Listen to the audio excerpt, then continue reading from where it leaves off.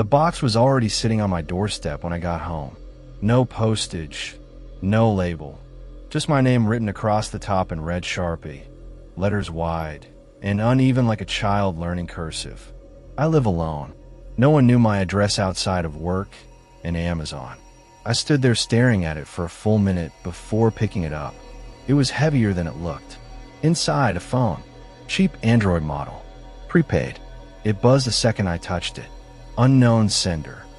Ready to play? I dropped the phone like it burned me. My first thought was some scammer crap. But then I remembered the forum. 2 nights earlier, I had joined a private subreddit called The Market Below. Someone on our /true crime mentioned it in a deleted comment. Said it was like a digital alley behind the dark web. Curiosity bit. You needed an invite code just to see the threads. Once I was in, most of the posts looked like black market listings, burner IDs, access logs, even crime scene photos that hadn't hit the news yet. One thread stood out, titled, Live Experiences, RSVP Only. The first post was a string of numbers and a message. DM your address to get started. No refunds. No turning back. I sent mine. It felt like a game. Like ARGs or weird puzzle stuff. Just internet fiction. Until the box showed up. I didn't touch the phone for hours. Just stared at it, screen glowing like it was breathing. At midnight it buzzed again. Unknown sender. Doorbell. I didn't hear anything. Then ding dong. I grabbed a kitchen knife and went to the door. Nobody was there. Just another package. This one was smaller. Inside was a USB stick and a note. You watch. You stay safe. I plugged the USB into my old laptop, the one I keep offline. It contained a single video file, time-stamped earlier that day. It was a recording from someone's living room, shot from a fixed camera. A man in his 30s sat watching TV. Nothing weird. 30 seconds in, the door behind him opened slowly. A figure in black stepped in. No mask, just an emotionless stare. The man on the couch didn't notice, until the figure leaned down and whispered something into his ear. Then the man started screaming. The video cut off before anything else. I yanked the USB out, turned off the laptop, and double-locked my door. Sleep didn't come that night. Next morning, I called the police. Left out the dark web stuff. Just said someone had left a phone and creepy packages. They shrugged it off, told me not to engage, probably some TikTok prank. I considered throwing everything away, but the phone buzzed again. Unknown sender. You broke the rules. One more chance. Underneath that, a street address. Not mine. I looked it up. It was just 10 minutes away. Against all reason, I went. Parked 2 houses down, stayed in my car. The house looked normal. Suburban, beige, a swing set in the yard. Nothing moved. I almost left. Then a man walked out. Same guy from the USB video. Alive. He got in his car and drove away like nothing had happened. I drove home in silence. Confused. Angry. But mostly afraid. That night, my doorbell rang again. No package this time. Just a printed photo slid under the door. Me, sitting in my car earlier, watching the house. Shot from behind. My license plate visible. I ripped it up and stomped on the phone. Shattered it. Blocked the subreddit. Deleted every trace. I even threw the laptop in a dumpster 2 towns over. For a while, it was quiet. A month passed. Then one day at work, someone slid a plain envelope into my cubicle when I wasn't looking. Inside, another photo. My bedroom. Taken from inside the closet. The angle showed me asleep in bed. I ran to my apartment in the middle of the workday. Kicked the closet door open. Empty. But in the vent above it, I found a camera. Wireless. No brand. Wires snipped. The police came again. Still nothing. No prints. No footage from the hallway cameras, which conveniently had gone out for maintenance the night before. The detective asked, "Is there anyone you think might want to scare you?" I just stared at him. I wanted to say yes. Me. I paid for this. Here's the twist. The part that still gnaws at me. I thought I was being hunted, but I wasn't. I was the client. That forum, the live experiences, it was never a game. You weren't a viewer. You were the customer. That's what the messages meant. You watch, you stay safe. I had signed up to watch someone else be tormented, be broken. I paid in personal data. The address was the contract, but I broke the rules. I didn't just watch. I interfered, and so they flipped it. They flipped me. I check the peephole every night now. I sleep with the lights on. I haven't opened my closet in weeks. Sometimes I hear the ding of a notification in my dreams. I never check my phone anymore. I know someone is always watching.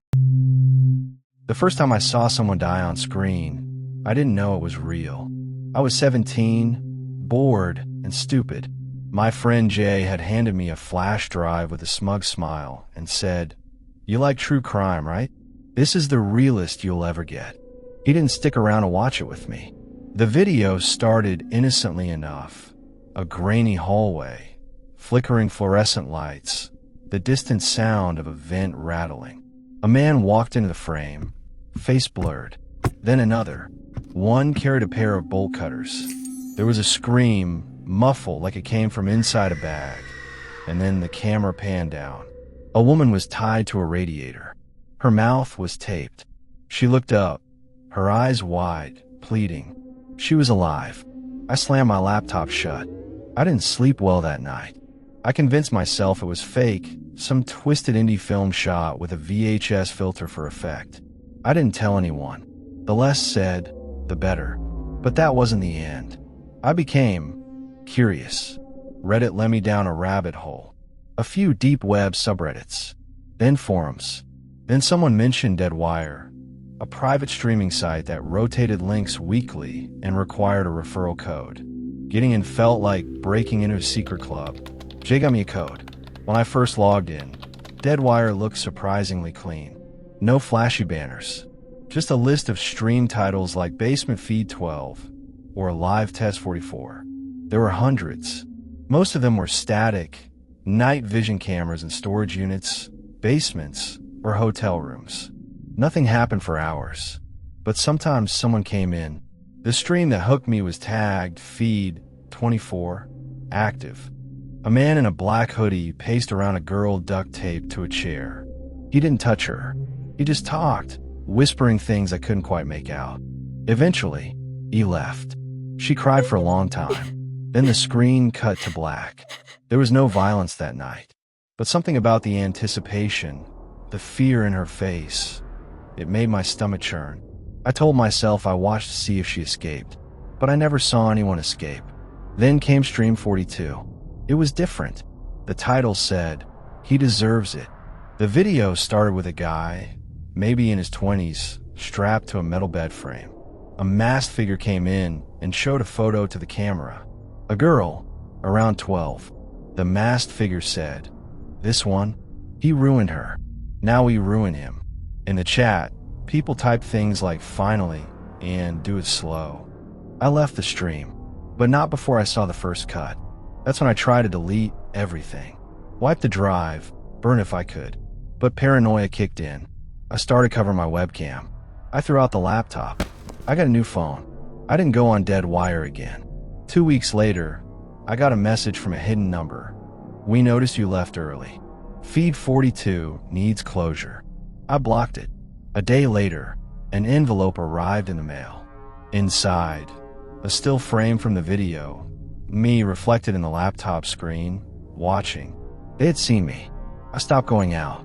Paranoia became a steady hum. I scanned every room for cameras. I unplugged the microwave just in case. I barely slept. I moved back in with my parents, told them I had a breakdown, but it wasn't over. One night, around 3 a.m., I got a FaceTime call. No caller ID. I didn't answer. It rang again, and again. When I finally picked up, it was pitch black on the other end. Then a single word, distorted, whispered, "Watch her." Then the screen flashed. It was my bedroom. That exact moment. From above. A small camera in the vent. I screamed. My parents thought I was hallucinating, said I needed help. But I found it, wedged behind the vent grill, a tiny Wi-Fi camera. I smashed it. I left town, tried to disappear, changed my name, got a cash-only job at car wash. No social media, no internet, just burner phones. I told myself they'd forget me, that there were bigger fish. Then, just 3 days ago, at the gas station where I work nights, a man came in wearing a black hoodie. He didn't buy anything, just looked at me and smiled. I still sleep with a knife under my pillow. I check every mirror, every ceiling corner, every vent.